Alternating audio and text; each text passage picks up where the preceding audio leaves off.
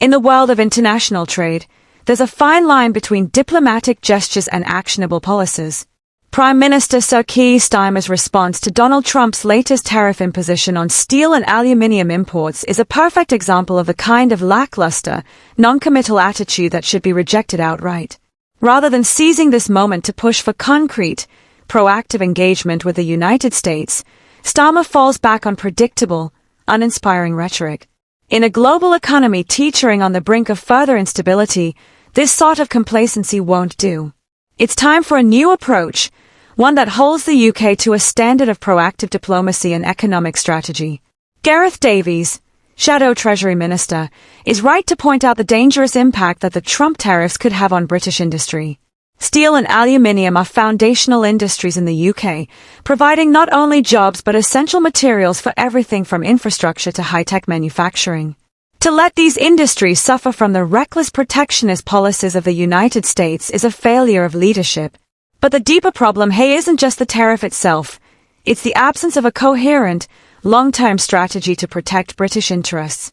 Starmer, instead of responding with an aggressive push for trade negotiations, speaks in the tired, soft language of warm words. He says that the option to impose retaliatory tariffs is still on the table, a statement that sounds more like a hollow echo than a decisive position.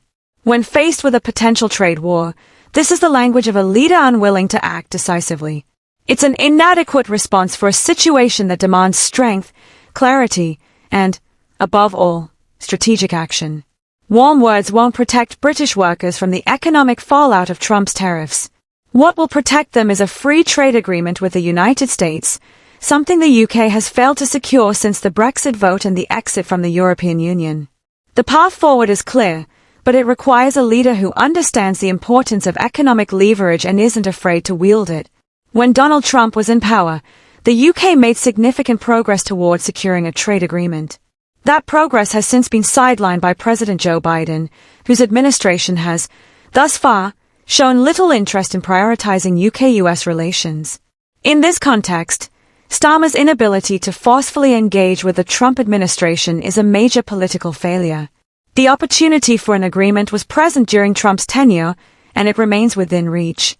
It is not just a political opportunity, it is a necessity for Britain's long-term economic security. Let's not forget that in the realm of global trade, the UK cannot afford to be passive. Our post-Brexit economy depends on forging strong, robust trade relationships with the world's most powerful economies, and the US is at the top of that list. The United States is not just a trading partner, it is an economic powerhouse whose decisions reverberate across the globe. To sit idly by, waiting for Biden or any other world leader to prioritize British interests is naive at best. Why still? It suggests that the UK is a secondary player, caught in a game that it does not control. While some may argue that the UK should focus on negotiating with the EU and other international partners, that stance is misguided in the current geopolitical climate. With the US imposing tariffs and showing little interest in trade discussions, Starmer's government must realize that their priority needs to be ensuring that the UK does not become a punching bag in international trade conflicts. Davies, in his commentary, made an essential point. A free trade agreement with the US is not just desirable, it is urgent. It's the kind of forward-thinking policy that would safeguard British industry from the punitive consequences of these tariffs and future economic disruptions. What is needed now is decisive leadership that engages with the US on equal terms, pushes for a trade agreement that benefits both nations, and works tirelessly to protect British jobs and businesses. This will not happen with the kind of tepid diplomacy that Starmer seems to favor.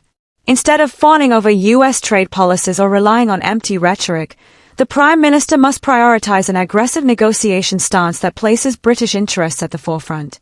This is not a time for passivity, this is a time for action, bold diplomacy, and economic pragmatism. Starmer's failure to take a hard stance on these tariffs is a symptom of a deeper issue, a lack of clear direction when it comes to foreign policy. His focus on the economic deal, as mentioned during Prime Minister's questions, rings hollow in the face of an immediate threat to British industries. What is the point of negotiating when the threat of economic harm is already present? The time to act was yesterday, and this procrastination is nothing less than an abdication of responsibility. The world of trade waits for no one, and it certainly does not wait for politicians who are content to sit on the sidelines. The message to Starmer and any other political leader who dares to entertain inaction is simple: stop talking and start acting. The UK's economic survival in the coming decades depends on forging strong, strategic alliances, particularly with the United States. A free trade agreement with the US is the most effective way to neutralize the impact of Trump's tariffs, ensure future economic stability, and, ultimately, ensure that British industry is not left to wither in the face of global economic turbulence. Now is the time for action. Anything less is a betrayal of the British people and their future.